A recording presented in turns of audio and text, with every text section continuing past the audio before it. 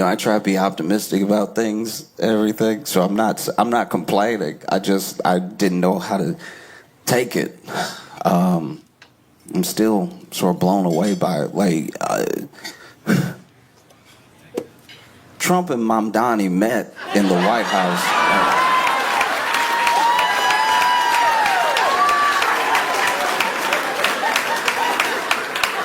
I don't know if this feels like real life. This is crazy. All right, in case you're not familiar with Zohran Mamdani, he is the mayor-elect of New York City. And he won the Democratic primary, and then he went on to win the mayoral race against not-so-stiff competition. No, it wasn't great.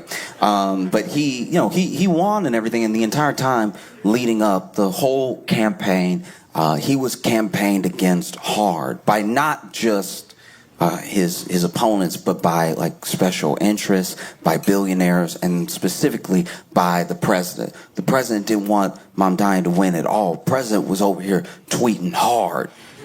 Tweeting like you could tell he was pressing the buttons extra hard on all caps all the time, wanted to let you know he meant business. Ain't nobody playing with y'all. And so he was tweeting, and not tweeting, like not tweet because he got his own thing, he got that Truth Social thing, but like nobody, I don't know anybody who downloaded it, so then everything he tweet on there ends up on Twitter, so he basically still tweeting, but it's just like he has a platform now where he's like the only influencer. Like, I don't know a single other truther. You know what I mean? Like, no one else I know is posting truths but him.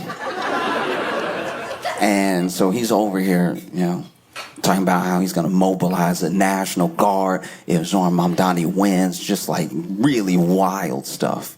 Really hates the idea of him winning. Zohran calls himself a democratic socialist, and Trump was like, no, he's a communist. He's a communist in disguise. It's like, I don't even know what that means. That's... I don't know. That's... Okay, I guess.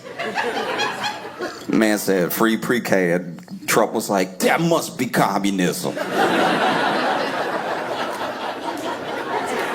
You know communists, you know those people that want everybody to eat,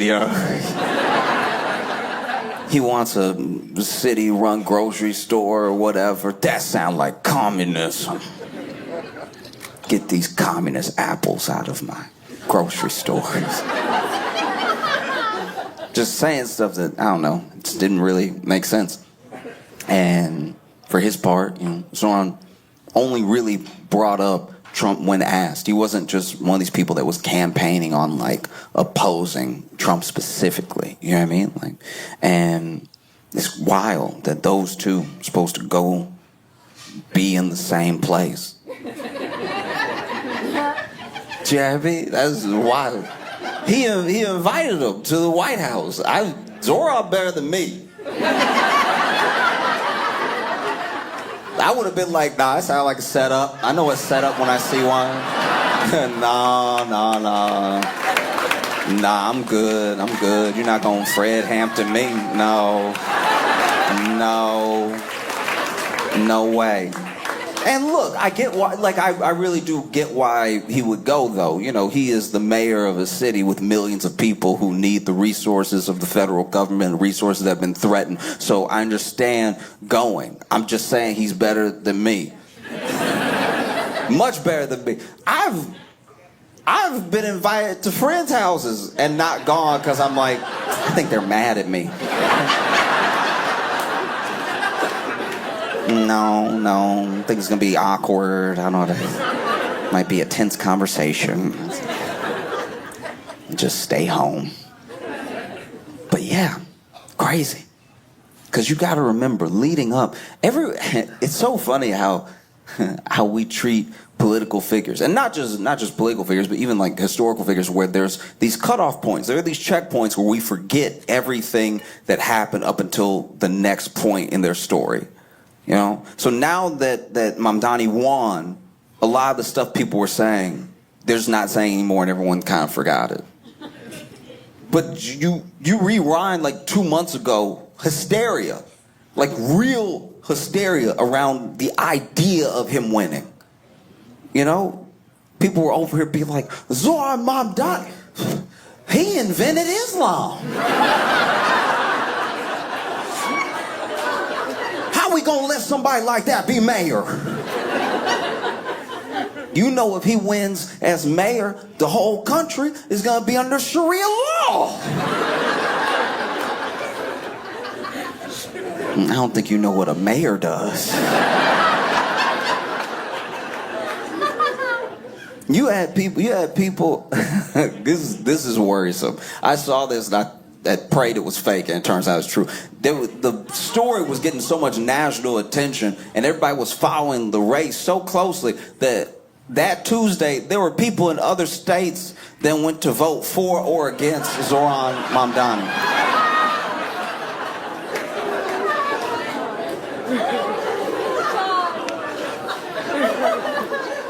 I can't believe how much of this country is missing a civics class. Like, this is terrifying. The idea is so many people would show up in like Virginia and then vote. I mean, it kind of tricked some people into voting. I'm sure there were some people who weren't even going to go vote, but they were like, I gotta stop this. I gotta stop this terrorist from getting in. And then goes to the polls, doesn't see Zoran's name, and they're like, well, while I'm here. Oh, true hysteria around the idea. Because you remember, there were people who said if he wins, immediately New York is going to slip into the ocean or something. There are some people that don't even understand that Eric Adams is still the mayor. Do you know what I mean? That's why I think politics really sucks for someone who like wants to get in, change things, everything. There were people, so Mamdani wins, and the next day there were people being like, what he gonna do about the potholes? I already fell in the pothole. He's not the mayor yet. Well, he won, didn't he?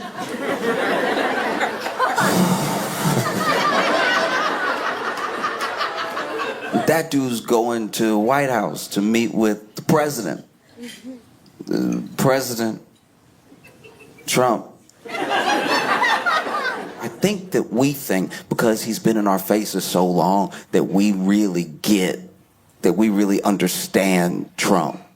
I don't think we do. I think that Trump is an enigma, and I don't mean that in a deep way. I mean that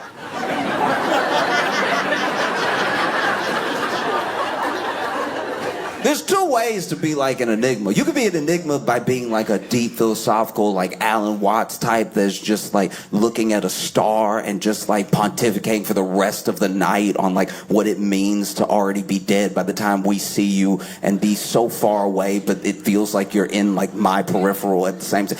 Or you could be an enigma by just walking into a room and be like, blah, blah, blah, blah, blah, blah, blah.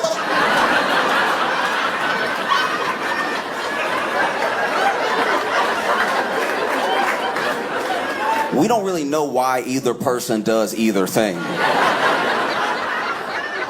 We just sort of know that's what's happening. And so Mamdani goes over to the White House and they have a meeting, and like there have been a few people that have met with Trump that I genuinely wish I could have been like an invisible man in the room for. There's been some phone calls he's had. I remember first term. It was like first term. He's on the phone with a couple world leaders in one day. Like he's calling Mexico, he's calling Australia, he's calling.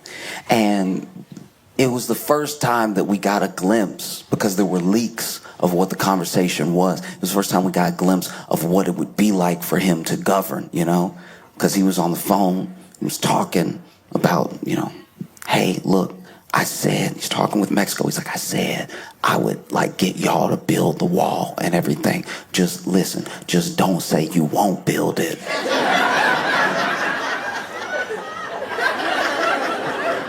said you gonna pay for it. Nobody gonna check the receipts, all right? We just gonna build the wall. You just don't say anything, okay? They ask you about it, be like, ooh, I don't know. Just keep saying you don't know.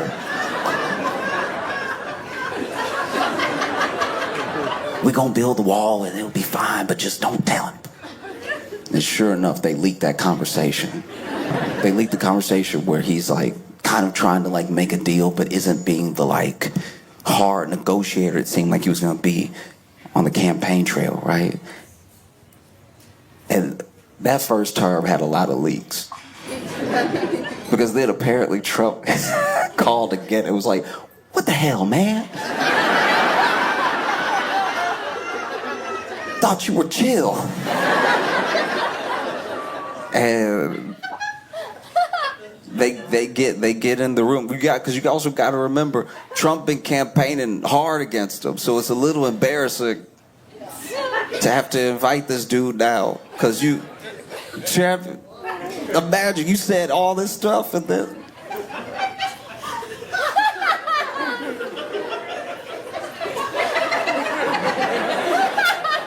Dang, y'all aren't gonna like this at all, but the closest thing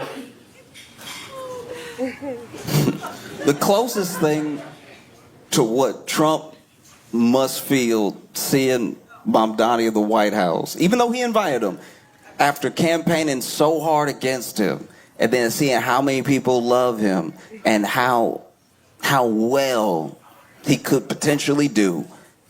The only thing that's even close to it, in high school, one of our friends got pregnant, right?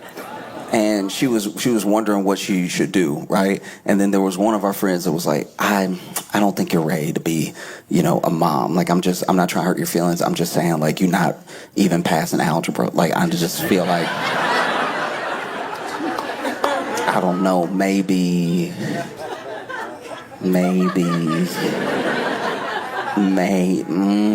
just saying. You were asking our opinion, I'm throwing my opinion out there. Maybe. And then,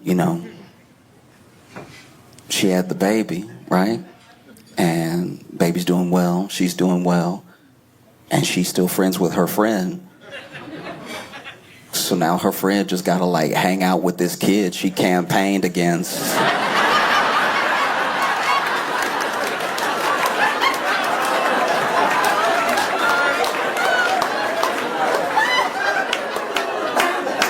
That's tough.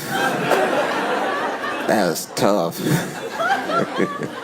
And so you would think Mamdani coming to the White House and meeting with Trump, I don't know, they're gonna get in a room and fight or something. I don't know, like,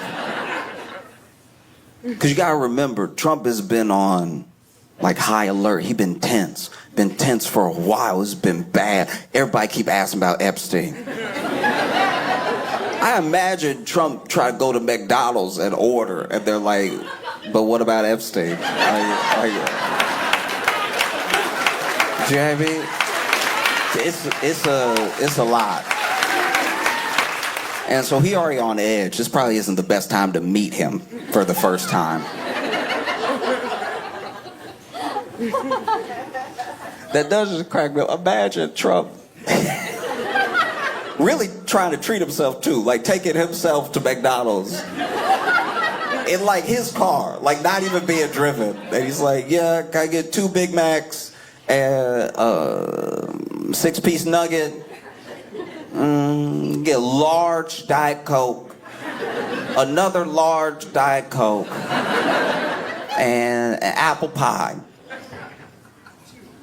And they're like, sure, anything else? He's like, a McFlurry, too. And they're like, all right, your order is $48.25. What about Epstein? Like, what?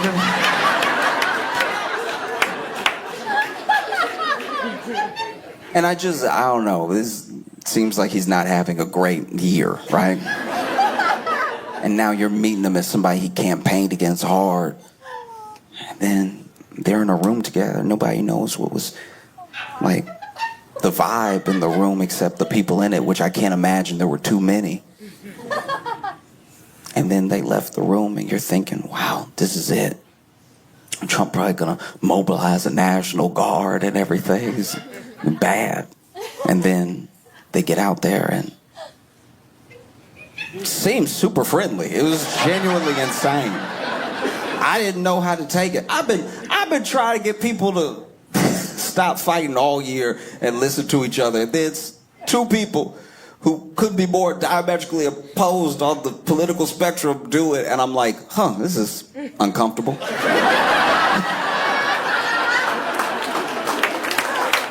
I don't know if I like this at all.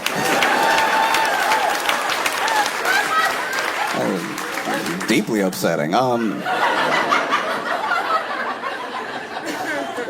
And then,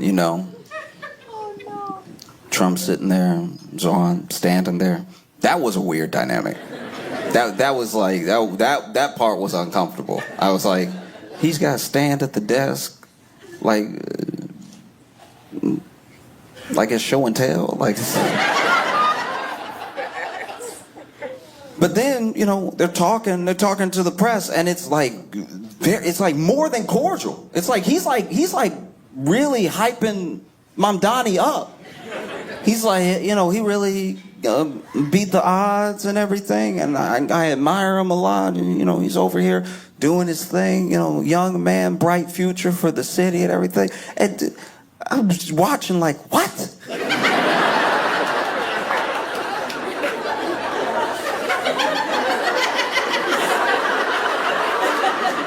It would be like.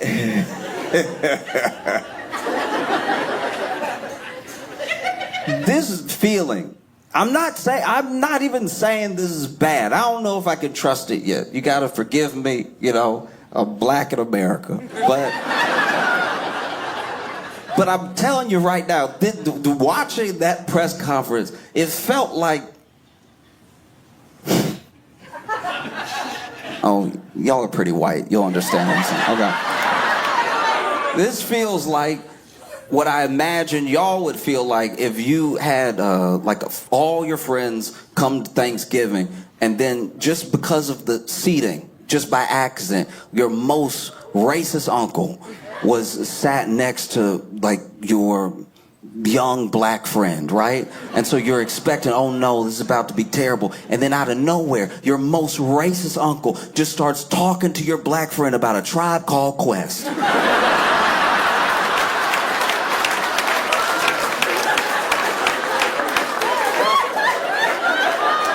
You wouldn't be upset. You'd probably be pretty relieved, but you'd also be like, what?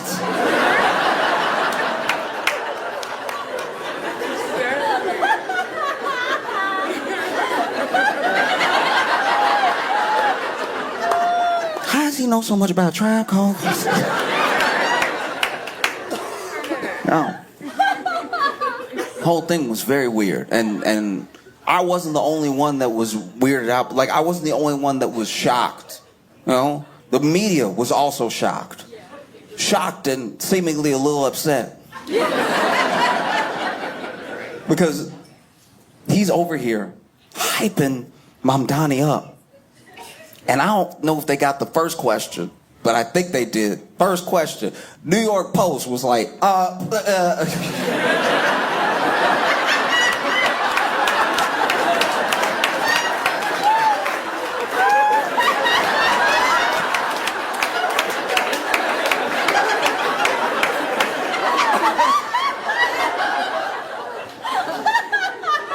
First question was trying to ruin the vibe. It's like, Mr. Mamdani, during your campaign, you called the president a despot, a fascist. Do you regret any of those statements? Did meeting him change your mind in any way? Or do you still hold those beliefs about the president who's right next to you? Like when somebody really trying to stir something up? When somebody's trying to stir something up and they do that thing where they're like, ooh, I wouldn't take that if I was you. Ooh, wow. They said that about my mama. I don't know what I would do if you, ooh, that's bad. Wow. No, you better than me. You better than me, because I'm not scared to slap somebody. You know what I mean? You know, you see those people who really try to stir something up. They ask them, you know, what do you say? And he was like, the president and I have had many disagreements, but I'm glad that we could have a meeting about the things that we agree upon, and it's a future for the city. It's to do well for New Yorkers, and I think that we can work together in cooperation. And then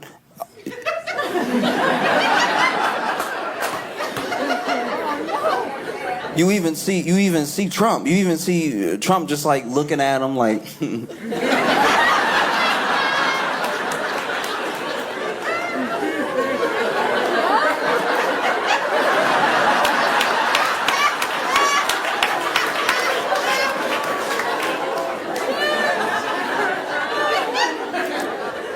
Then he finishes answering the question, and then Trump is like, despot, I've been called a lot worse. I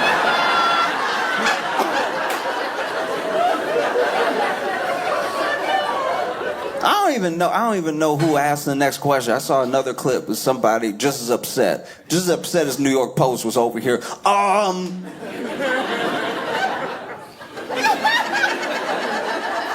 Newsmax or whatever, I don't know who it was, but they were like,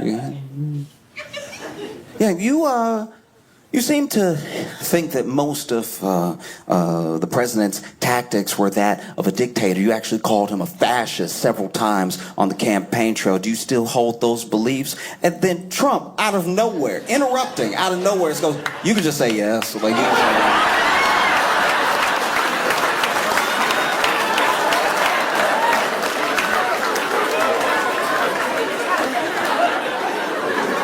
You can just say yes. It's easier. It's easier if you just say yes.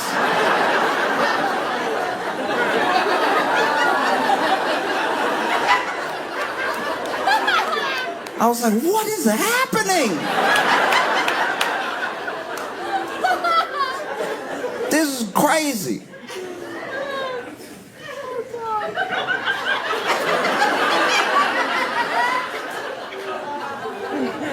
It's like watching Aladdin. And then they went through all that just to like hang out with Jafar. You know what I mean? Crazy.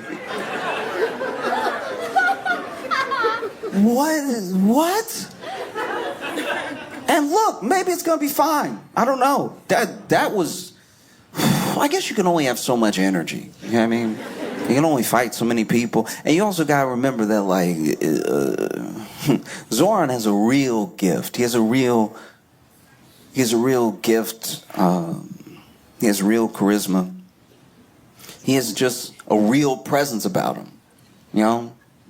Deeply charming. Even if you don't like his politics, it's hard to admit that he really energizes people. And that's a special thing, especially now. To be a Democrat that energizes people.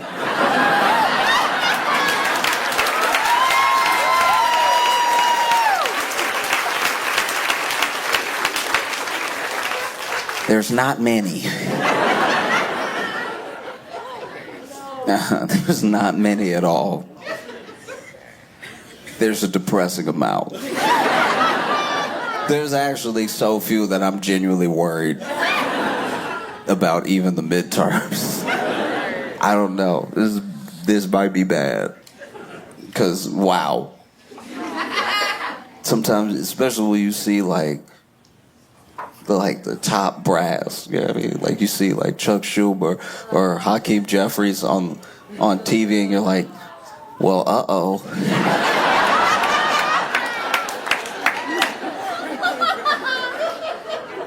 Do you know what I mean? Like, Hakeem Jeffries got the vibe of somebody who is like,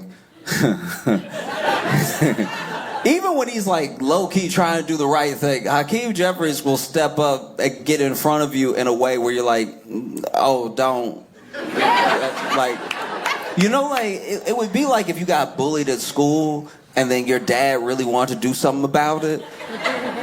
But you were like, Dad, you little too. Like, you can't. You know what I mean? Your dad's like, no, let me go talk to him, you know? And dad think that just because he a dad, he gonna talk to the bully and the kid's gonna be scared. And it's like, that, y'all eye level. That's not gonna work. And, you know, what if he starts swinging? You anemic and everything? Like, you can't... And so a part of me does get how this could happen, because Zoran's actually a charming person.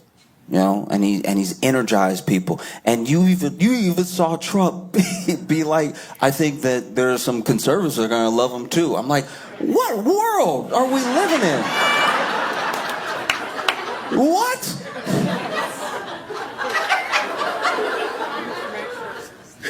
It just it low-key feel like they got in that room alone and Zoran slipped Trump a 20. Like, it's just... What is happening? What did he say to him? But I get it, because, you know, he's actually, you know, charismatic person, and Trump is surrounded, especially in this second term, more so than the first. The first term, Trump was surrounded by... you know, some sycophants and everything, but mostly people who were very, very deeply qualified and boring. He started out with a bunch of people who really knew how to do the job, and he fired most of them almost immediately because they were like, oh, you can't do that. And he was like, get him out of here. He was firing people hard. That first term, remember, I don't even know how to say his dude's name right. Reince Priebus? What's his name? Reince Priebus. He fired that dude on a runway. Like, that dude had to walk back from the tarmac. Maybe I'm imagining it, but I feel like it was raining. Like, it was... And then he had to fire that dude that was the White House press secretary, Sean Spicer. The next time we saw Sean Spicer, he was on Dancing with the Stars. And we were like, how? You not even fit. Like, what's it? I don't even know who his partner was, but he was letting her do all the work. He was over here. He'd do that first twirl, and then she'd do 16 spins and come back around to him and everything, and he... That first term, he was surrounded by people, you know, Rex Tillerson. He had all these people around him who, you know, mildly competent but deeply boring, and then they wouldn't do what he would do in their situation. They're like, no, we have to, and they had, like, you know, a little bit of rule of law in there, even though plenty of things were contested as unconstitutional, but there were still people who had a bit of a thicker barrier than I think his agenda and the people around him were expecting, right? And so firing. This time he didn't really have that problem. This time he came in with people fully prepared to do whatever he said, like loyalists, you know? But the problem with, like, sycophants, the problem with loyalists, especially loyalists that are, like, deeply incompetent, is that they do annoy you. Like, they do bum you out. Like, it doesn't even look like he's having that much fun when he gets complimented anymore. Like that first term when everyone would sit around and compliment him, he really looked like he was getting ice cream. Like, he was having a great day, you know. This time he's sitting there, and then Pam Bondi's like, thank you for being the smartest, most greatest president of all time. And he's like, hey,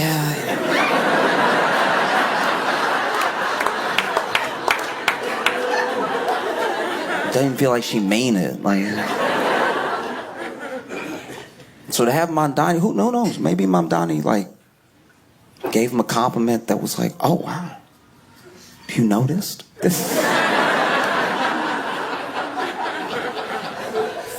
Or just somebody who can hold a conversation. That might be different, you know? That might be way different. Trump, you gotta keep in mind how much Trump is surrounded by people who are charisma sucks. Like, they just, like, even when Trump is, like, trying to be funny, I'm sure they ruin it. Trump might even try to make a joke. And then they don't know because they're trying to be a loyalist so hard, they don't even know he's making a joke. So then they're like, do you want us to do that? Do you want us to do... It's not fun at all. You know? It is a funny idea to me, though, that maybe, even for like who Trump is, he would rather hang out with Zoran than like J.D. Vance. Like, it's like the idea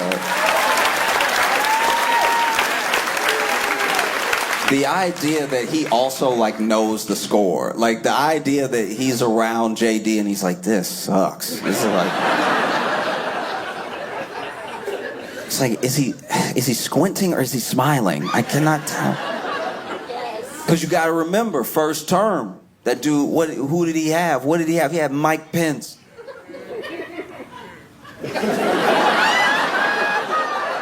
This man was trying to be president, had Mike Pence at every turn, just around the corner, like one of those kids from The Shining, just like, anything you need me to do, Mr. President?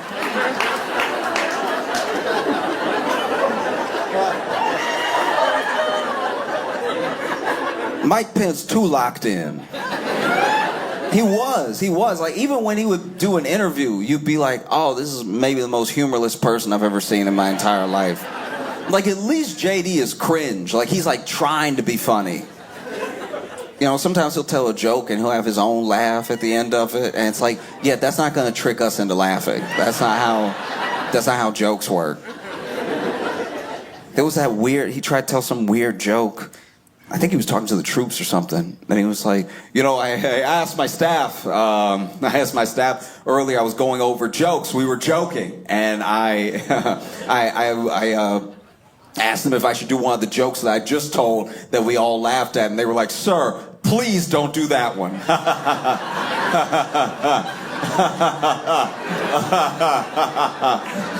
What just happened? What happened? What was that? That's insane. You are now laughing at a thing we didn't hear. We are not in your head. That's what Trump is around. It's just that guy, or you go to the past and it's just someone being like, so you want to like pray?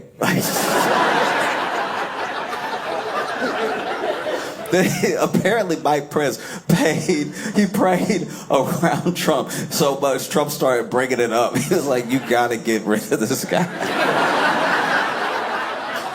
Every time we're alone, he tried to pray on me, and his first one was nice. The next 12 are very upsetting. Ooh. You know? Because prayers aren't bad. It's always nice when somebody's like, hey, can I pray for you? I'm always like, yeah. But if they were like, can I pray for you? And I was like, yeah. And then they prayed for me. And I was like, thank you. And then I saw them 5 minutes later and they were like, can I pray for you? I'd be like, what's happening? What do you... Now I feel like you praying at me. Like you, like... Now I feel like you prayed something and it didn't work. Are you trying again?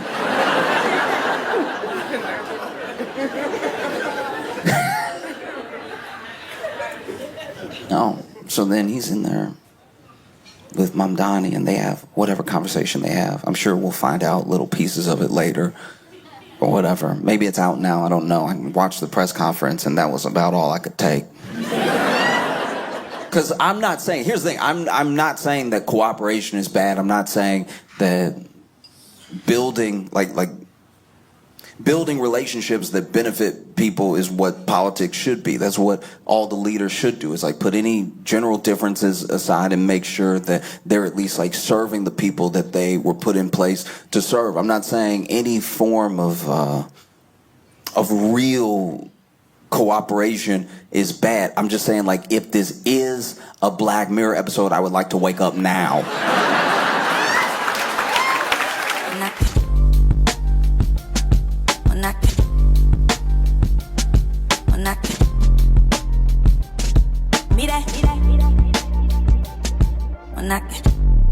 Please make it loud for Josh Johnson!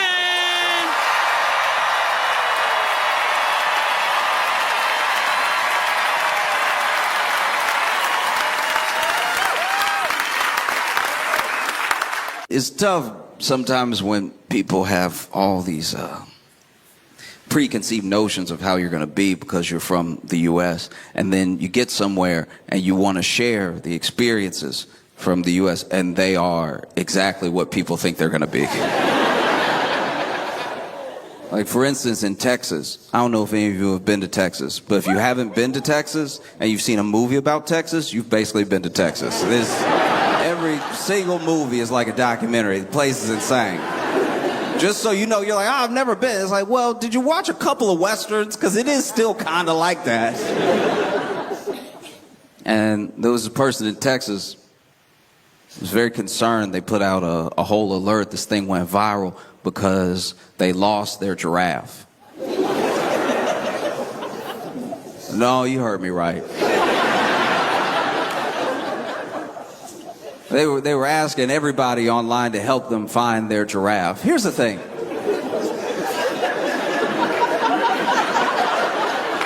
I'll help you look for a cat. A cat is no problem, because a cat, if you came to me and you were like, my cat's missing, help me find my cat. Oh, he snuggles underneath me at night and rubs the top of his head on my chin, just makes me feel like life is worth living. I don't know what I'm going to do without my cat. I'm like, you had me at cat. I'll help you look. And I've helped friends look for their cats before. And cats are very hard to find when they don't want to be found, which seems to be most of the time. I have friends with cats who are not missing, but you wouldn't know it from visiting their house. I stayed with a friend one time. I was there for 1 week. I never saw this cat, and I never brought it up because I saw all the cat stuff. You know, like when you get a cat, you gotta buy furniture so the cat thinks it's tearing up your real furniture? Like, you have a couch, but you need a fake couch for the cat to be like, yeah, what do you think of this? Like, cats, look, I already said I'd help look for the cat, so just give me a little bit of leeway. But the cat is one of the wildest animals that we buy stuff around for it to destroy, instead of just being like, hey, if you want to live here, you can't destroy stuff. Like, we never try to make a compromise with the cat. We're just like, oh no, not my real couch. Like, I stayed with them for a week, and I did not see the cat at all, to the point where I actually thought that all the stuff, all the cat toys and all the cat furniture and the picture of the cat on the wall was all, you know, to commemorate. You gotta understand, there were times where I was there the whole day, where I didn't leave. I didn't even see the cat in the corner of my eye. So I was positive this cat was dead. I was sure this cat was dead. And then, you know, he's like, oh yeah, he's just been in my room. And I'm like, for a week? This is crazy. I'll help you look for a cat. I'll help you look for a dog, especially a dog. Because when dogs go missing, they often don't even mean to. They really don't. Like a dog will go missing on a night where there's like fireworks because the dog thought it was the end of the world. Like, we need to figure out a way to communicate to a dog that the fireworks is a celebration. You should be happy. It's like doggy treats in the sky for us. But instead, we just create bombs in the sky and expect the dog to just chill. His hearing is 100 times better than we could ever imagine to hear. So he didn't just hear the firework explode. He heard its emotions. Like, he heard the firework like, oh! Like, that's what a dog hears. And then we're all like, he's fine. He'll be fine. They'll be over soon. And the dog is like, why is no one else freaking out right now? Y'all have no sense of urgency. If you lose your giraffe, I'm going to ask you when you became so irresponsible. But if a giraffe wants to leave you, it doesn't love you. Like, it doesn't want to be with you. A giraffe, okay. Because we all know what a giraffe is. So obviously easy to spot. You would think hard to lose. You would assume hard to lose. Because even if the giraffe was trying to get away, even if the giraffe saw a hole in the fence or an area that wasn't fenced or something, and the giraffe got to the point where it was like, okay, let me do it.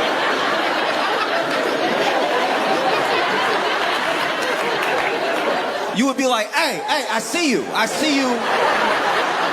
Where do you think you're going? I see you. Oh, nothing. I wasn't doing anything. Here's the thing, even a bird. I have friends who have birds, right? And every once in a while, cage is a little too wide open. The bird gets curious. It's used to flying. It's supposed to. Bird maybe flies out of a window it's not supposed to. Now all of a sudden, your bird out there, and it's hard to tell a bird that should be out there from the other birds. It's a very difficult thing to figure out who the Finding Nemo bird is. Because there are some birds that as soon as they get out into the wild, they're like, yes, freedom, bow, like opening the wings, leaning forward, zooming through the air. And then there are some birds you could tell they're like a pet parrot because they just hop the whole time. They don't even try to fly. They're like, that looks exhausting. When is my food being brought to me? Because this wasn't like a zoo. We have plenty of zoo problems in the U.S. We have plenty of enclosures that aren't secure. We have plenty of animals that are like, I wonder what's over there. And then they manage to get out. We'll have whole alerts where there'll be like 12 escaped chimpanzees at one time. And people are like, be on the lookout. It's like, you don't even have to look out. I think you'll notice if a chimpanzee attacks when you leave the grocery store. They had a stay inside order for this one town because there were 3 different monkeys that got loose that they had been experimenting on. And they didn't say what the experiment was. But they were like, hey, just steer clear of them. I was never going to go up and hug. Steer clear is a wild thing to say. Also, what did you do, by the way? This is how every horror movie starts. Every horror movie, it just mixes a lab with an animal that should be experimented on and someone too eager to meet that animal on the outside. And then you got full-on Resident Evil in the real world because somebody was like, hi! That's kind of what we do. We look at nature, as people, we look at nature, and then we decide how we want to manipulate everything towards our end. It's kind of like being here sometimes. Like, whenever I'm here, I can't believe that y'all aren't underwater. Because y'all are underwater. Like, this is below sea level. And then it rained last night. And I was very uncomfortable. I was like, I was in the hotel room the entire time sitting up. Like...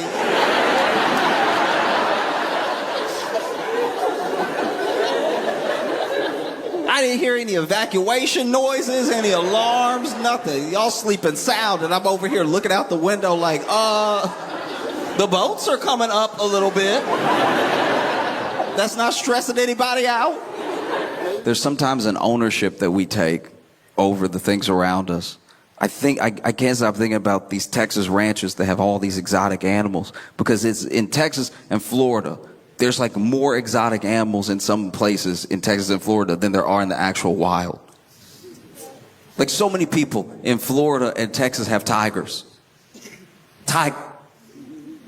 Oh, you must not have heard me. So many people in Texas and Florida have tigers. The tigers that growl and eat people.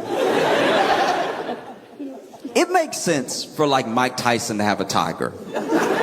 Because Mike Tyson is a tiger. You know what I mean? Like, he has a tiger energy, has a tiger spirit. When you're around Mike Tyson and he's upset with you, you're probably as scared as you would be if there was a tiger. But the fact that there are just people in Texas and Florida with tigers in their backyard is so genuinely jarring to me. Maybe y'all are like, oh yeah, it makes sense, you're American or something. Like, I don't know. I don't know what prejudices y'all even have that are probably right. Like, you weirdly don't seem fazed, and I'm positive there's no tigers or giraffes here. The fact that, like, you think this is what we've done now. This is what we've done to our image around the world, that I'm telling you a story that is genuinely insane to even the people around, and you're like, yeah, that checks out for you, don't y'all?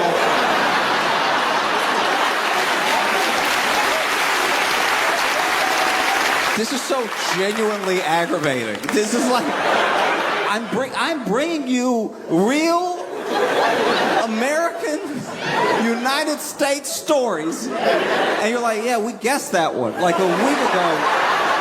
It's an insane thing to do to me right now. Because it's not like I have a giraffe. You know what I mean? Like, it would be different if I was like, I have a giraffe, and you were like, yeah, Josh, you know, and I'd be like, how do you know? But this is just a thing I saw that I'm perplexed by.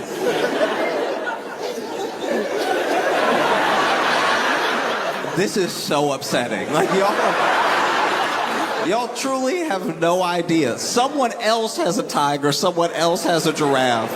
It's not me. I don't know what you, like, I know our news is like bad, but the fact that y'all are like, yeah, don't you live outside or something? It's so... I can't see all of you, but I can see some of you. And the genuine, like the way that your faces haven't been changing the entire time. What is going on here? I know that there are some people here. There are definitely some people here who have been to the U.S. and so you've experienced it. I'm sure that when you experienced it, you experienced something that made you go like, oh no, everything's true. But,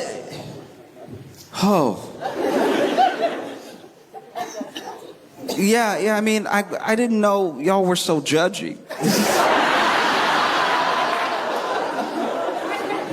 No, it seems, look, it seems fine. At least this time you're, like, right or whatever. Like, I hate when a judgy person is right, by the way. It's one of the most disgusting feelings, because then you do your best over time to get people out of their preconceived notions of people, of places, of just, like, general attitudes. So then, when the thing ends up being right, when you're like, hey, listen, I'm coming to you from the United States, and I'm telling you up front right now that just because there is a persona that we are associated with, and there are policies that we actively are fighting in real time to the best of our ability. Everyone is doing a different thing, and not enough people. I'm not saying it's enough people, but it's something. And you do all of that, and then you actually come with me and you visit Texas, and then as we're leaving the grocery store, a giraffe walks through the street. It's like,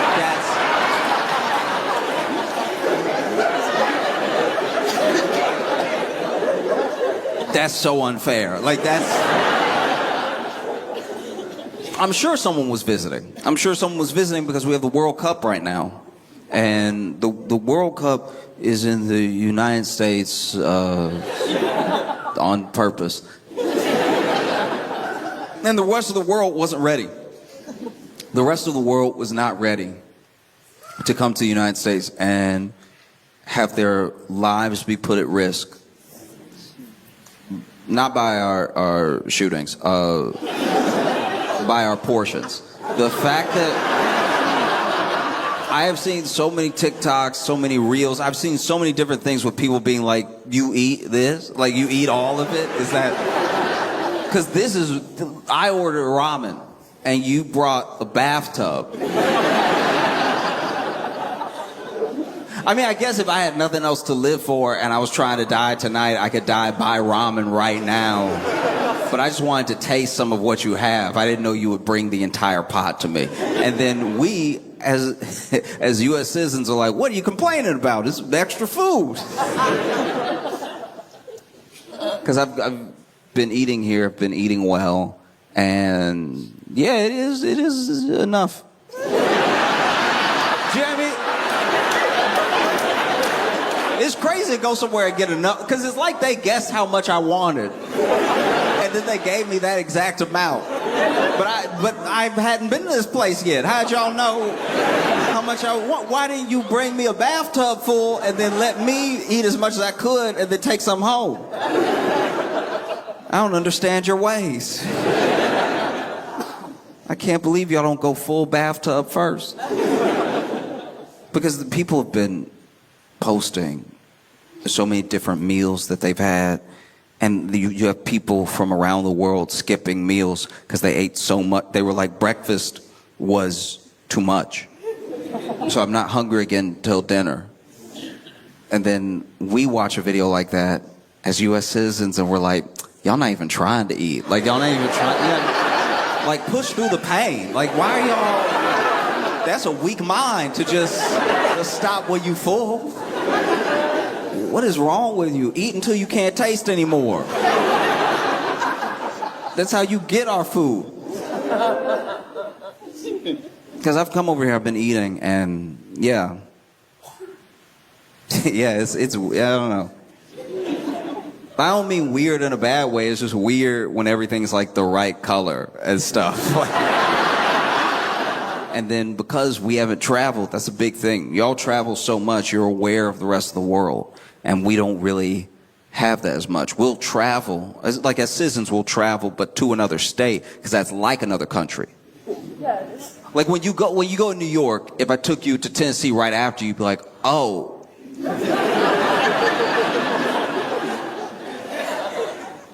Did we go back in time or what? And I'd be like, kinda, yeah, a little bit.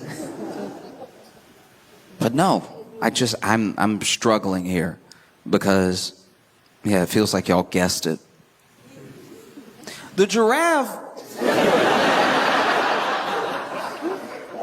by the way, it's like, I don't even know how much of a pet it was because it was on this ranch, because that's the other thing. People will get these exotic animals, and then some of them make real pets out of the animal, and they'll have a tiger, and they'll be like, oh, he loves me, oh, yeah, and then they'll like feed him through the fence. But then if you look at the tiger is looking, they're looking at the owner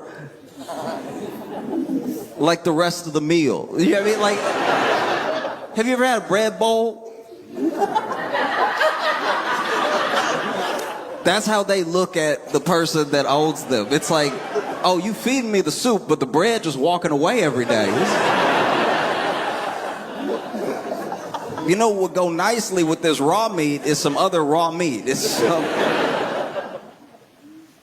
No. You'll see an animal like this, it's not like a pet. Like, it wasn't like an emotional support giraffe or anything. Because I'm sure somebody has one, because people make these connections with animals based on like things that I just haven't experienced, you know? There are people who have emotional support, every type of animal. Like, usually it's a dog, sometimes it's a cat, although I feel like cats, I'm not saying they can't be good emotional support animals, it just seems like okay, I'm trying to figure out the nicest way to put this, but it just seems like a cat would not give you what you need in that moment. You know what I mean? Like, I feel like if you were having a really rough time and you were really stressed out, a dog would like get up under you and wag its tail and rub its head and stuff and just be silly and be like panting, and you'd be like, this is exactly what I needed. And I think if you went to a cat with your problems, a cat would be like, this is why he left. You know what I mean? Like a cat. I'm not saying cats don't have hearts and souls and stuff, but just a cat so clearly is where they want to be at all times. I understand developing an emotional attachment to a cat that really seems like it wants to be with you, because you can tell it's making that choice based off how all the other cats act. A bird, I don't know if a bird fully gets what's happening. For emotional support, I mean. Maybe they do. Maybe the bird flies right up to your shoulder and sits on it and then like nips at your ear a little bit, and that's all you need. Everything's going to be all right. But I feel like if you told a bird what was going on with you, and I know this isn't how emotional support animals actually work, I'm just throwing it out there, that if you told a bird what was going on with you, it would be like, ah! Like it would just... It wouldn't give you back that thing that you're looking for support. I could be wrong. I'm probably wrong. I just don't see this giraffe being like a service giraffe either, because service animals have jobs. They have specific functions that they do where they service the person that needs their help. And so they're specially trained and they're there to work. Like when they're out, if someone's at the airport, if someone's like working with their service animal, the service animal is locked in on how to help them. And I'm not saying giraffes don't have the capacity. I just don't think we've ever utilized them appropriately in that way. Like I think a service giraffe would be really good for like stomping out bullies. Like I think that if you were getting bullied at school and you brought your giraffe and you were like over there, like that's what I'm talking about. I think that's what he would be good at, just like fully clocking. Yeah. But it's tough now. It's tough now because people with money have turned the world into like their petting zoo. You know, like I don't know if you ever went to a petting zoo when you were a kid. It's amazing and slightly terrifying. Because especially when you go to a petting zoo in Louisiana, you don't know if all these animals are actually supposed to be pet. You just know it's a collection of animals that the people that own the petting zoo grabbed and said, yeah.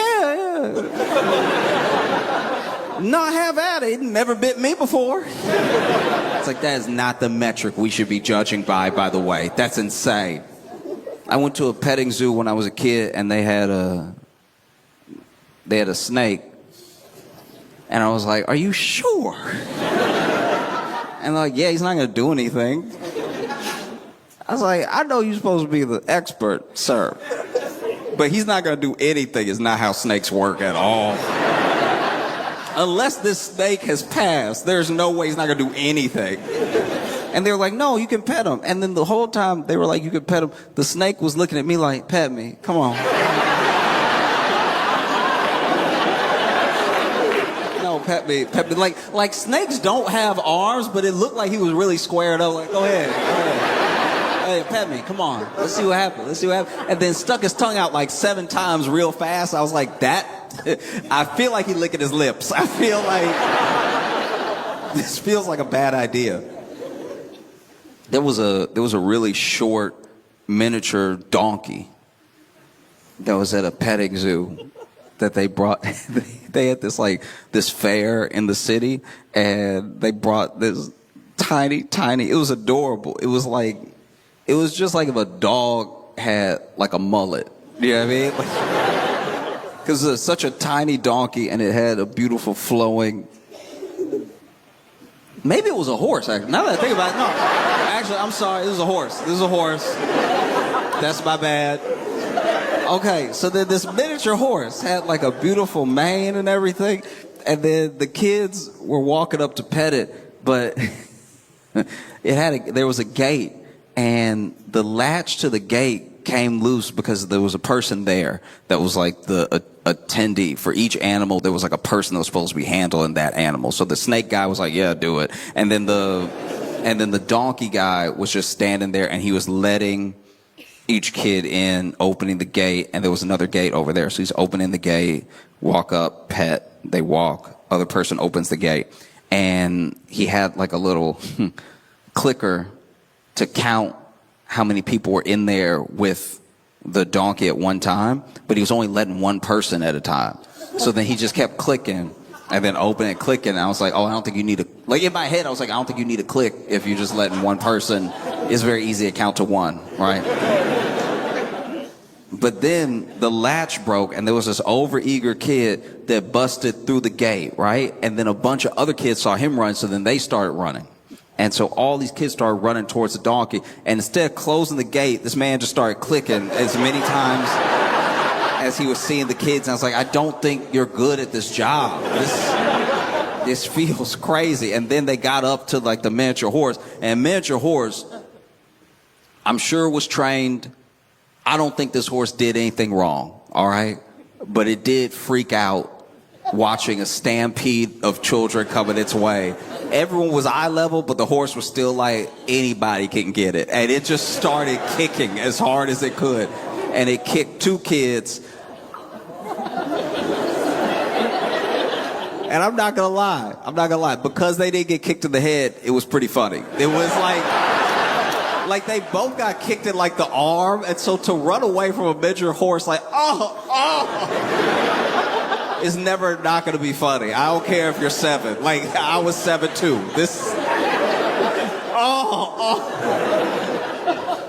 And it's funny because you develop phobia sometimes off of things that happen that are traumatic when you're a kid. I'm sure that was pretty traumatic to be so excited to see the horse and the horse whip around and kick you from behind. So it's just, I don't know. It makes me laugh that now there's like a grown man in his 30s. Every time he sees a real horse, he thinks back to the time he tried to hug a mini horse. And the horse was like, I hate you. And as you travel, you get to see how the rest of the world is living. And when you get a glimpse of how the rest of the world is living, it is genuinely amazing.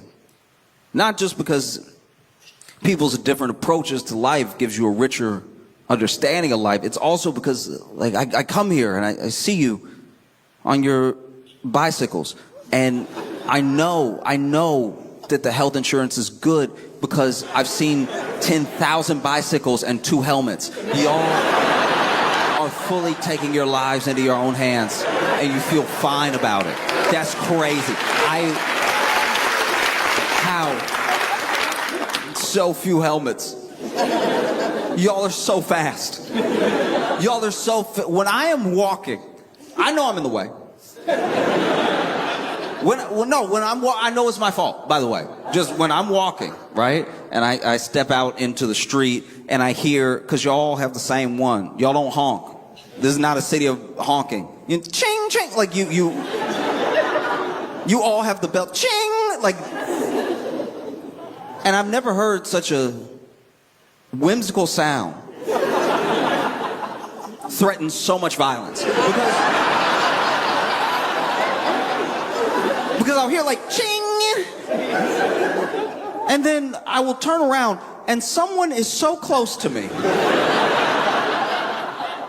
Someone is so close to me, I'm like, why isn't my light flashing before my eyes? And then the way I'm genuinely, this is props. I'm not making fun. I'm telling you I'm impressed. The way that you lean out of the way. I've seen people seemingly almost touch the ground sideways to lean out of the way of hitting me, and then they don't crash either, because then I think I've caused a crash, and then they just go on about their day. And y'all are so fast that by the time I've reacted, you've left. Like by the time I'm like, oh, you just went around me. And then I want to be a good tourist. So then I'm like, sorry. And y'all don't even hear it because you're that far away. I'm screaming. I'm so sorry. No. I'm sure there's bureaucracy and things move slowly. I'm sure that you have times where you're like, in what world can't we find a better process, you know? But I'm just letting you know. It could be worse.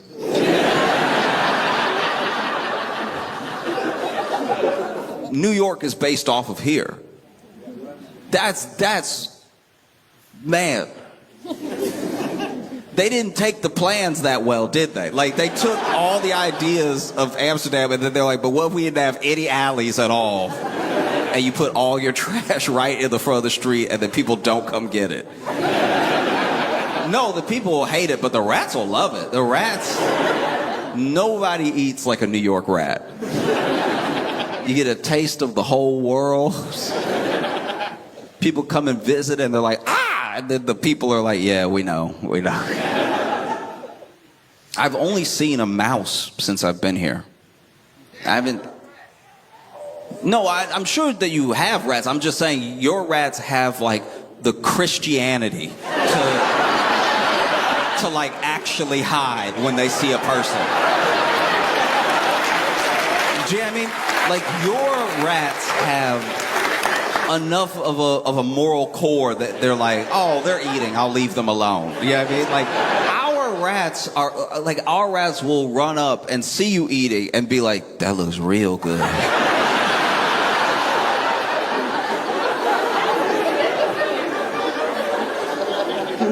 No, finish. I'll wait.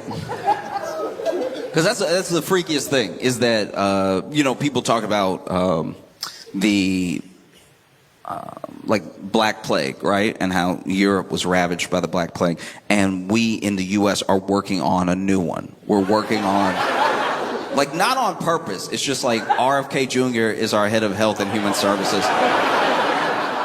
And to be fair to him, he does look like he'll survive everything.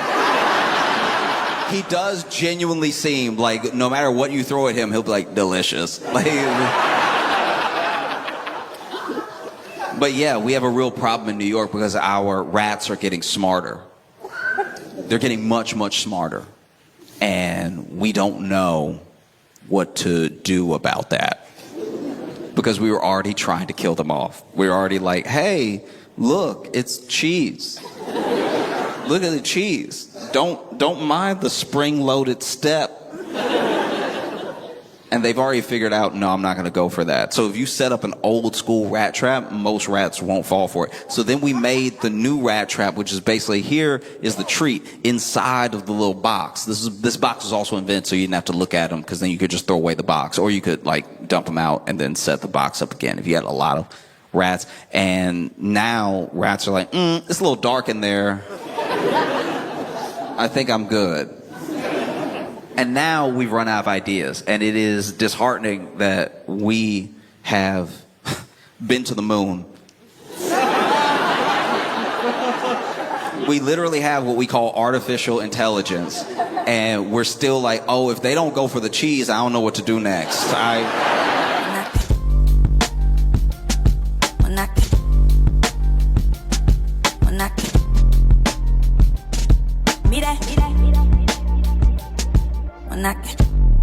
Hey everybody, we're at Helium Comedy Club in Portland, Oregon. Logan went and got a novelty soda for us to try. So we're gonna have some, see what it's like before I go up. Oh, okay. With red, that's... Okay. Ooh, this blood. This blood.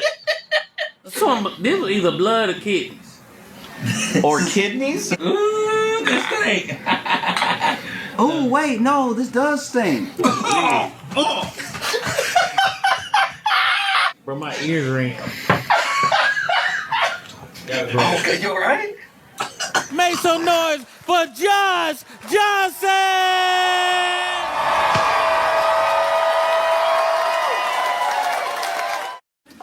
I didn't know that we just wouldn't care anymore. I thought it's weird sometimes, as much news as I read and I watch, that sometimes there's a thing that you think just in your head. Maybe it's because of what matters to you. You're like, oh, this thing, this is going to be huge. You'll see a thing, whatever it is, and you'll be like, this is the thing that's going to wake people up or freak people out, or no one's going to be able to stop talking about it, right? Different for all of us. But then, I don't know if this is a universal experience, but I think it is. Eventually, you get disappointed. You realize, oh, wow, this isn't as big of a story as it should be. People don't care as much as they should. Everyone's moved on, even though the thing isn't resolved.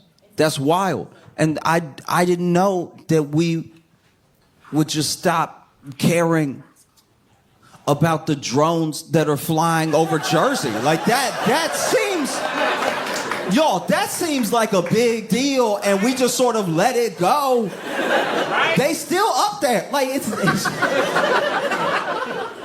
guess they don't need batteries, because they are still, it's wild.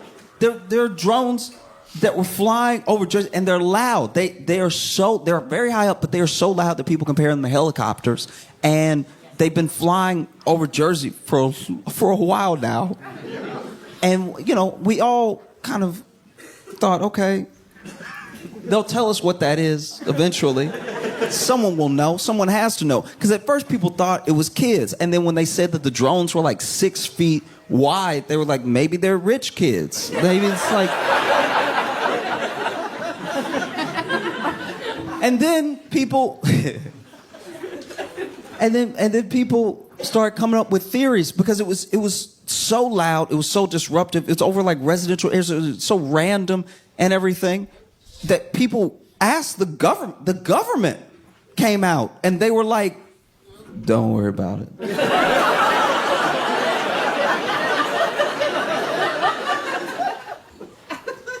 Don't worry about it. The government has never said, don't worry about it. Y'all, the government said, don't worry about it in American history. The government, I would honestly tell you to watch at least like one White House press conference, one like hour of C-SPAN. The most asinine, insane, minute questions get asked of the press secretary. And I'm not saying they always have a legitimate answer, but they always at least try to answer the thing in some capacity, no matter how dumb it is. They never say, don't worry about it. That's never been the tact that the U.S. government has taken. Don't worry about it. We shot a balloon immediately. Remember that balloon that we couldn't tell because none of the pictures looked clear enough if it was a child's balloon or if it was actually a spy balloon? But we shot it, I think, with a missile and said, that was a spy. That looked like China. We've still never fully confirmed that, by the way. No one has come out. China hasn't been like, we did send that balloon. That's our bad. We were feeling festive. We were playing. It's never happened. That is crazy. Don't worry about it. There are brown people just alive in other places and the government's worried about it. Like that, don't worry about it. That's crazy.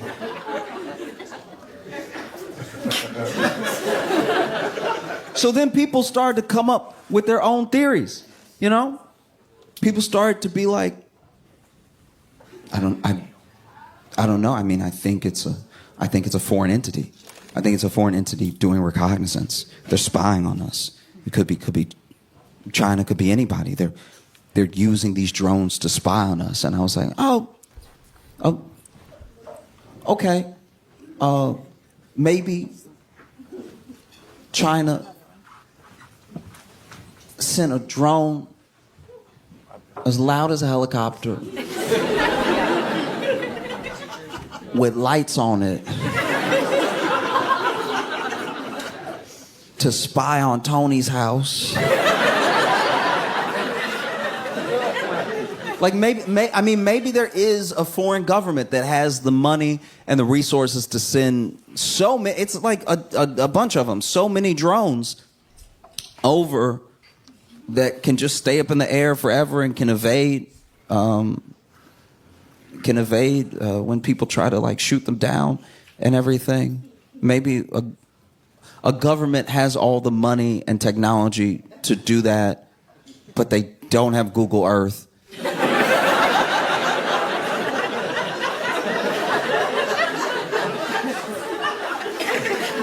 Maybe. And some people think that's very dumb. Some people think, oh, what an idiot. Who would think that? But you know what it's not dumber than? Don't worry about it. That's the dumbest thing a person could say.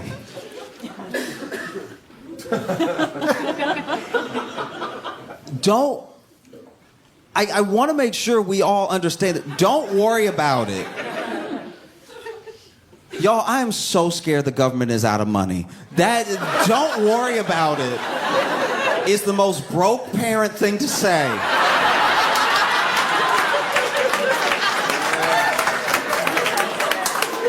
Yo, don't worry about it.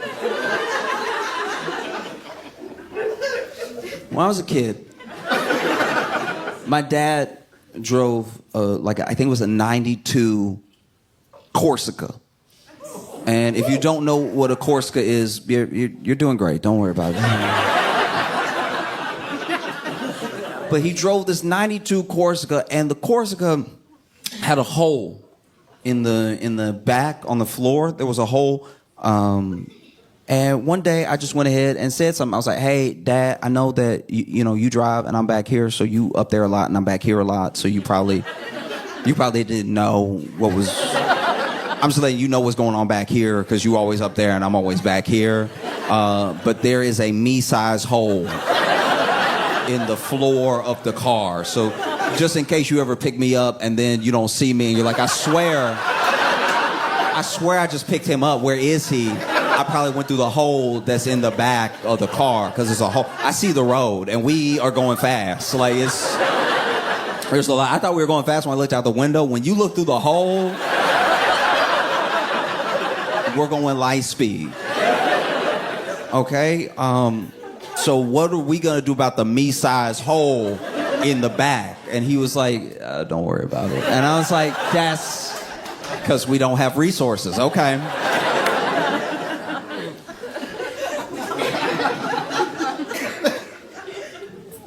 I had a babysitter one time that was making me some dinner, and you know, I don't know. I'm assuming that the babysitter could only cook what we had in the pantry, and I don't know what the ingredients were, but then when I was served the dish. You ever had something where you're like, should this be on a plate or in a bowl?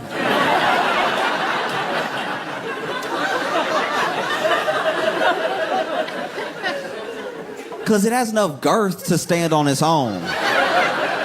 But it's soupy enough to need some collection, to need some guidance as a dish on where to be, you know? And so I asked my babysitter, I was like, what is this? And she was like, don't worry about it. And I was like, oh, okay. This is a broke meal. That's what's been cooked for me right now, is something that only happens when you have ingredients that cost 23 cents and you put them all together to make a full $2.25 meal.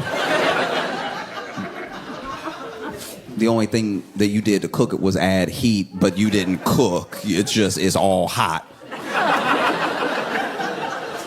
Broke ingredients together on a plate that should be a bowl. Because there's a lot of water running off the side. But don't worry about it, all right? Okay. You know? I remember one time my shoulder was popping a lot.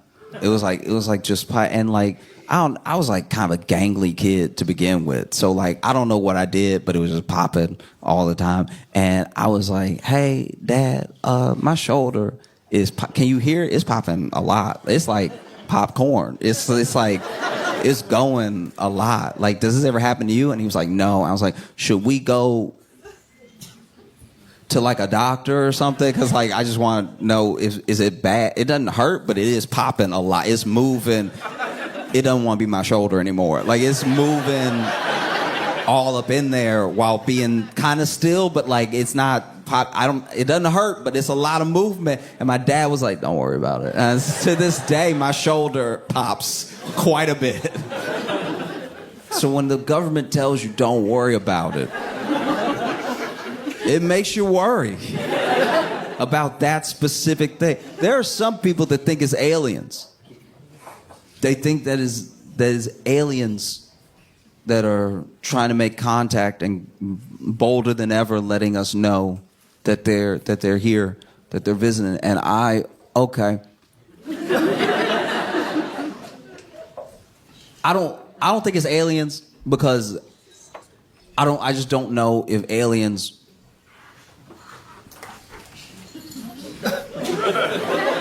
I'm really not being disparaging when I say this. I'm just being honest. If you cross dimensions, I don't know if Jersey would be the first stop. And that's...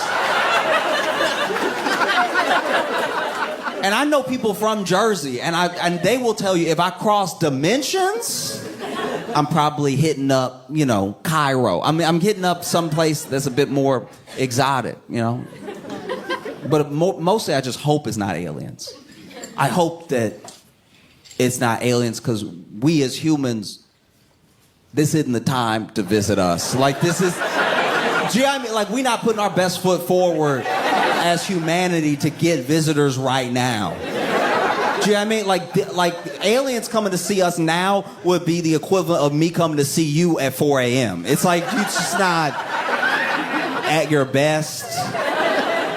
You like kind of have morning breath, but kind of not. Like, it's just, it's bad.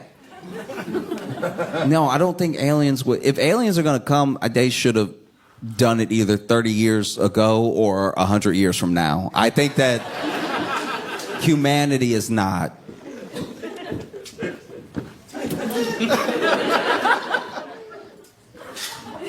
We're not good for visiting right now. You know what I mean? Like, it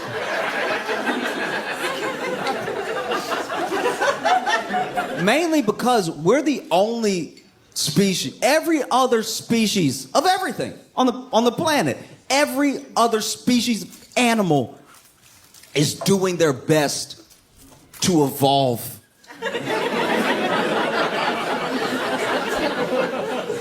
They're trying to go in the direction that forwards the species that, do you know what I mean? That they will still be around, hopefully. In spite of us, by the way. They're doing everything that they can to still be. Frogs! Frogs have the sense. There will be a frog off by itself doing something weird that the other frogs are like, don't go over there. Don't, like, that's not gonna help. That's not helpful at all. And the frog will be doing something like jumping upside down or whatever, like just bouncing upside down over and over again. And the other frogs are like, don't mess with that. Because they know it doesn't help. They don't look at that frog and go, he just asking questions. Like,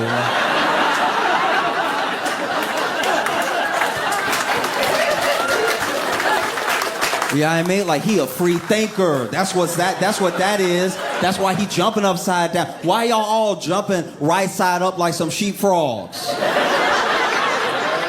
Why don't you start bouncing upside down for no reason? See if that doesn't do something to your mind. No. They're like, that's not gonna be helpful. And let's all just kind of get that out of the gene pool as best as possible. No, we're not serious at all. It's painful. Genuine. And I'm not just talking about like Americans, by the way. Like, we're so self-referential sometimes that it's like any critique of humanity sometimes sounds like I'm just critiquing the. I'm talking about people, all of us, planet Earth, all of us. We're not doing the things that would take to make a better world for us. You know, everywhere you go, it's happening. I don't know if you was seen it. It was in Peru. In Peru, there was a drug bust. There was a drug bust where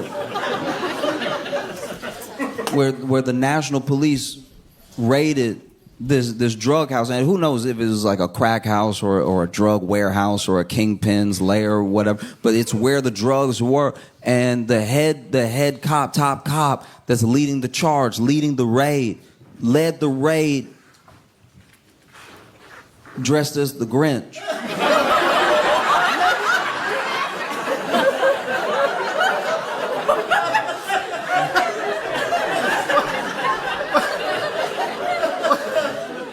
That's unfair to everybody in this situation, all right?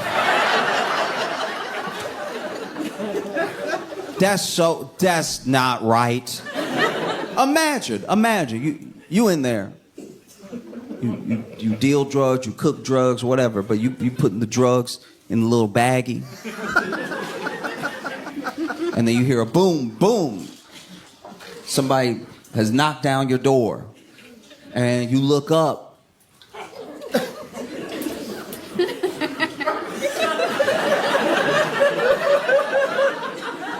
And it's the Grinch. And you think to yourself, actually, you know what? Actually, I do have a sinus infection. No, I do have a sinus infection. I have a sinus infection. I've been blowing my nose all day. And I've been like taking the Mucinex and everything, but like I have a sinus infection. And then, you know, my nose has been a little runny too. And then when it's runny, you don't want to gross out your coworkers and everything. And so you do a little, and I must have what we making, because that's the only way that it makes sense that the Grinch and the police are here together at the same time.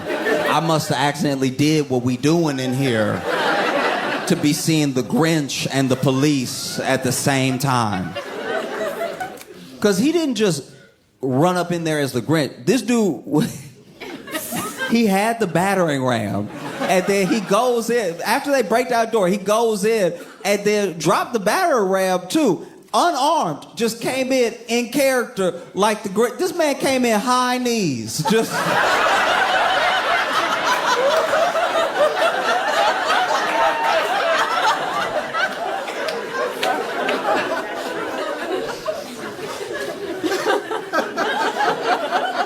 This man came in high kneeing like the Grinch.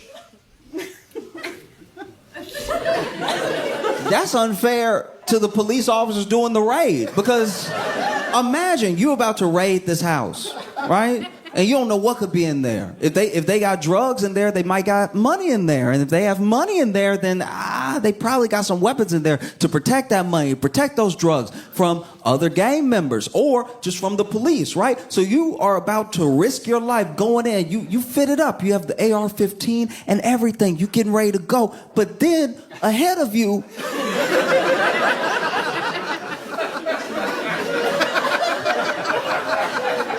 your leader is going in dressed like the Grinch. And then he battered the door down and run in. You got to run after him and make sure not to accidentally shoot him while he over here high kneeing in front of everybody, moving all crazy. Because they did everything like you would normally see in a raid, like get on the ground, everything. But then the Grinch. Sometimes people try to get in character, and I don't think they understand the character, because I need to listen to it again, admittedly, but I swear he was making noises that the Grinch doesn't make. So then they were like, get on the ground, get on the, and then he was like, it's like, that's not in there though. That's not in the movie. That's not in the book. What is that? That's not, you're not even speaking Spanish or anything. Just it's like,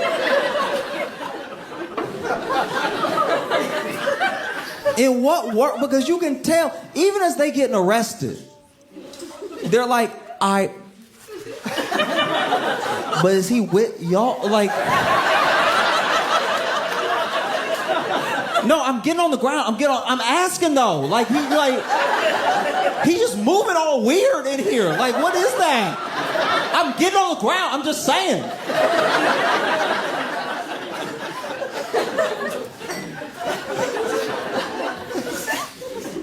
You know, you see a country like Peru. I don't know the drug laws. I don't know the sentences that crimes like that carry, but I can tell you honestly right now that they subjected those people to cruel and unusual punishment because they caught them, right? And then I think the three main ones, they made them take their mug shot with the Grinch. And it's like,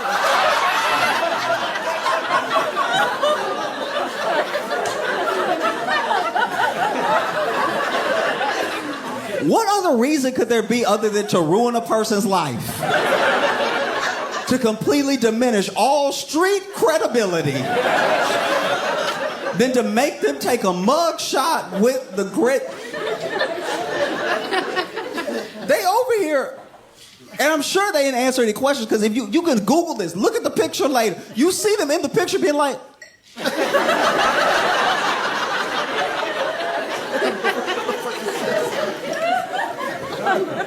Like, why he over here? Like the police never take a picture with us. It's 3 of them lined up holding. And then the Grinch over here taking poses.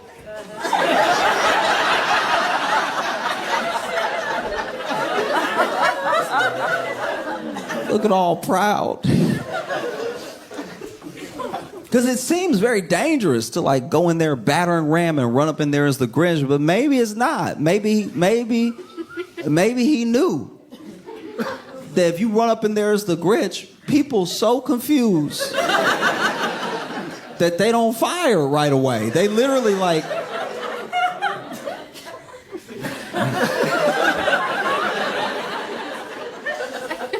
You see the Grinch, right?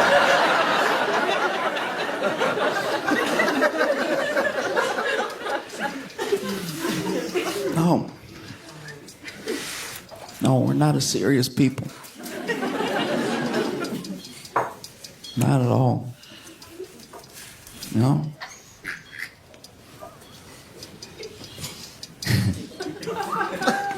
It's okay. I've been very excited to come back to Portland because I came here in February for some shows, and normally when you do comedy, you go places like once a year, because usually when you go somewhere, the place you went to is like, that's enough.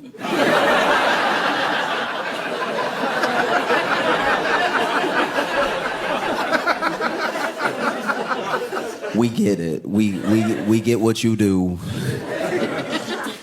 Give us some time.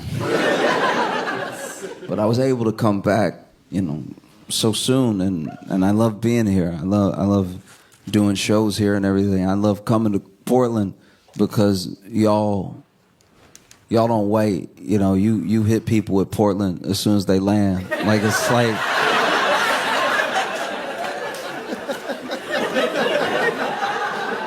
I landed in Portland, and my Uber driver to the hotel told me everything. It's the whole backstory. It was a lot. Okay, so top, right? So he basically was in a relationship, then married, and is now divorced from apparently the devil. And so then. So him and Satan, they still share a child, a cat, and a timeshare. And sharing all these 3 things with Lucifer has really made it difficult. It's made his life very hard. And I was listening to all of the woes of each thing, like the child, the cat, the timeshare, and I was like, oh, okay, well, if I'm being honest, you only really gotta love like 2 of those. You know what I mean? Like the timeshare. The whole point of a timeshare is that sometimes you're there and sometimes you're not. So like, just be there when the devil's not there, and then let the devil have it sometimes, because that was always what was gonna happen. The cat, look, I know you love the cat, and the cat loves you, and Satan's in the way. But I promise you, if you get a cat that look like that cat, it'll be like having that cat. I can almost guarantee. I'm not saying every cat is the same. I'm just saying that a lot of cats, when he described the cat to me, he was like, oh, she likes to cuddle sometimes, and she sleeps most of the day. And I was like, that's cat. If you can get one that look just like her, you'll feel like she there. You don't even have to clone her. That is a cat, up and down. That's everything you just described is everything I've ever known a cat to do. So, a little standoffish sometimes, likes to sleep a lot, climbs a little bit. Yep, you have a cat, sir. No need to share custody on this one. Just get an extra cat, and then that way, if you have 2 cats, actually, you know what y'all need to do? Y'all need to reverse parent trap this thing. You get a cat that look exactly like that cat, and you put them in a room together, and then you just shake the door a little bit, and then when you open the door, you each just grab a cat, and I guarantee you, it'll be like having that cat, right? And then it's like a Schrodinger's cat, because you won't know if the cat is the cat or if the cat is your cat. And you can just enjoy life with your cat that's yours in your head or not. Who knows? No one cares. The cat won't care. I guarantee you, the cat does not care. This whole custody battle over the cat, sometimes it's at your place, sometimes it's at hell with Satan. That whole thing is nothing to the cat. The cat is like, I'm a nap regardless, right? The child, yes, that is rough, to be fair. That is very rough. You share a child with someone that you can't stand, and if anything, I think that y'all should probably really figure out your differences, because you seem to have so much anger, and from the story that you're telling me, the devil also has a lot of burning fire, anger towards you, and I don't know. I mean, the opposite of love isn't hate, it's indifference. If you really didn't care, you would know that you've fully fallen out of love with this person, but because you still have so much passion involved, you should really check in on that, because that's something that you got to be careful, because, you know, what if in all that passion, maybe y'all rekindle a little bit because you care so much, and then what if you accidentally, just in a fit of passion, y'all make another kid? That would be like the cat thing, but worse, because the cat thing is a solution. 2 kids with someone that you hate is a big problem. That's double the problem, right? And so then, I guess he wasn't really trying to hear what I was saying, but I only said any of that stuff because I was like, if you tell me your whole life, I thought that you would want some notes on what was going on. I didn't think that you would tell me your whole life and then just be expecting me to. You might as well talk to yourself when you're in the car alone. If you don't expect me to respond to any of it, so then I just laid it all out for him the way that I saw it, Go ahead and let the devil share your timeshare and everything. Go ahead and get another cat. Make sure you figure out the problem so that you can raise this child in a healthy environment. And I don't know if I rubbed him the wrong way or something, but he was like, hey, we've been here. You can get out at any point. And to be fair, we had been at my destination for 15 minutes. I was just sort of in the car chopping it up with him because honestly, we got to my hotel during the timeshare portion. So the cat and the kid was just, I was trying to get my thoughts out real quick, and he was like, yeah, but I do, this is my job, and I'm trying to leave, right? And I was like, all right, but I just thought that maybe it would be helpful. Yeah. I thought it would help, to let you know. And hey, you a good person and everything. You clearly an open person. You told me everything, and you don't know me at all, and you don't know who I'll tell. And so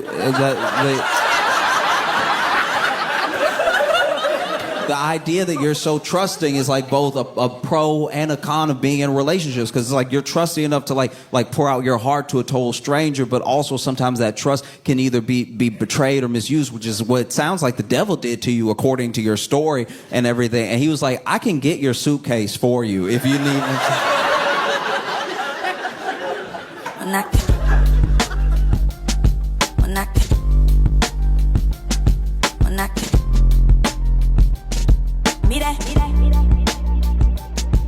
Mira.